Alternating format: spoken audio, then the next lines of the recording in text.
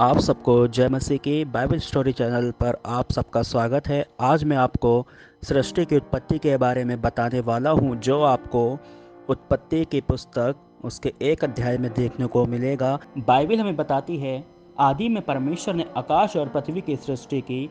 पृथ्वी बेडौल और सुनसान पड़ी थी और गहरे जल के ऊपर अंधियारा था, तथा परमेश्वर का आत्मा जल के ऊपर मंडराता था। जब परमेश्वर ने कहा उजियाला हो, तो उजियाला हो गया। और परमेश्वर ने उजियाले को देखा कि अच्छा है, और परमेश्वर ने उजियाले को अंधियारे से अलग किया।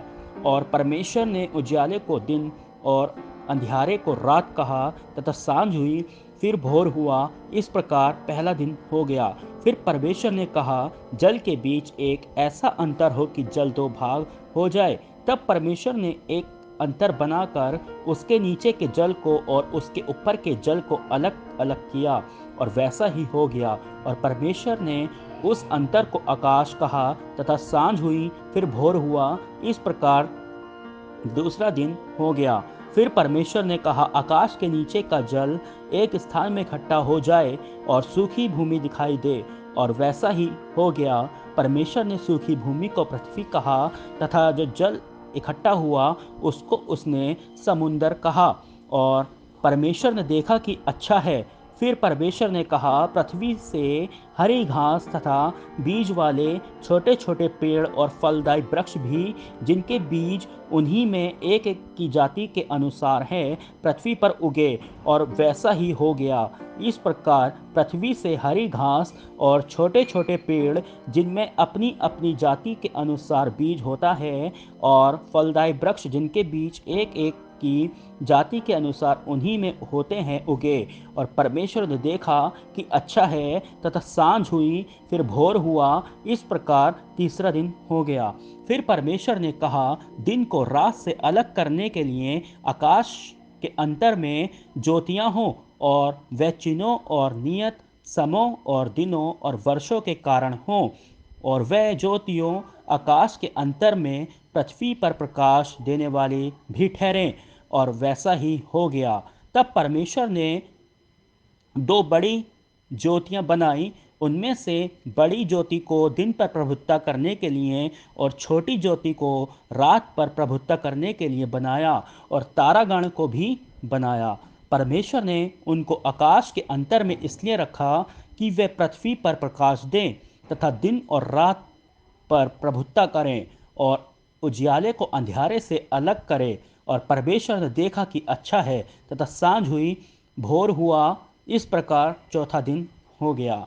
फिर परमेश्वर ने कहा, जल जीवित प्राणियों से बहुत ही भर जाए, और पक्षी पृथ्वी के ऊपर आकाश के अंतर में उड़ें। इसलिए परमेश्वर ने जाति जाति के बड़े बड़े जल जंतुओं की और उन सब जीवित प्राणियों की भी सृष्टि की, जो चलते फिरते हैं, जिनसे जल बहुत ही भर गया।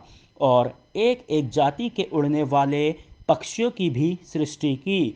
और परमेश्वर ने देखा कि अच्छा है। और परमेश्वर ने यह कह के उनको आशीष दी, फूलों फलों और समुद्र के जल में भर जाओ, और पक्षी पृथ्वी पर बढ़ें। तथा सांझ हुई, फिर भोर हुआ। इस प्रकार पांचवा दिन हो गया।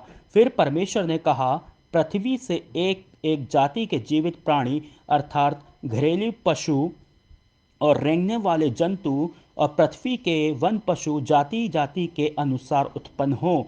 और वैसा ही हो गया। इस प्रकार परमेश्वर ने पृथ्वी की जाति जाति के वन पशुओं को और जाति जाति के घरेलू पशुओं को और जाति जाति के भूमि पर सब रेंगने वाले जंतुओं को बनाया। और परमेश्वर ने देखा कि अच्छा है। फिर परमेश्वर ने कहा, हम मनुष्य को अपने स्वरूप के अनुसार अपनी समानता में बनाएं, और वे समुद्र की मछलियां और आकाश के पक्षियों और घरेले पशुओं और सारी पृथ्वी पर और सब रेंगने वाले जंतुओं पर, जो पृथ्वी पर रेंगते हैं, अधिकार रखे। तब परमेश्वर ने मनुष्य को अपने स्वरूप के अनुसार उत्पन्न किया। अपने ही स्वरूप के अनुसार परमेश्वर ने उसको उत्पन्न किया, नर और नारी करके मनुष्य की सृष्टि की।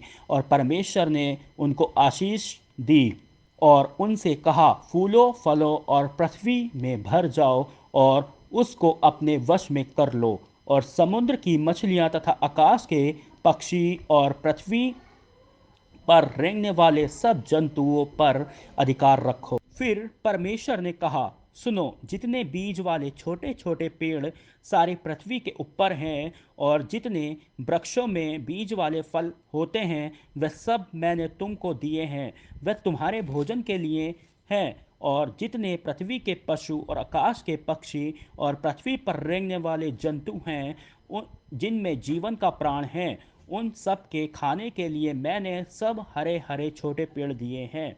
और वैसा ही हो गया। तब परमेश्वर ने जो कुछ बनाया था सबको देखा, तो क्या देखा कि वह बहुत ही अच्छा है। तथा सांझ हुई, फिर भोर हुआ, इस प्रकार छठवां दिन हो गया। तो फ्रेंड, आप इस वीडियो के माध्यम से जान पाए कि यीशु मसीह ने कैसे इस सृष्टि की रचना की है।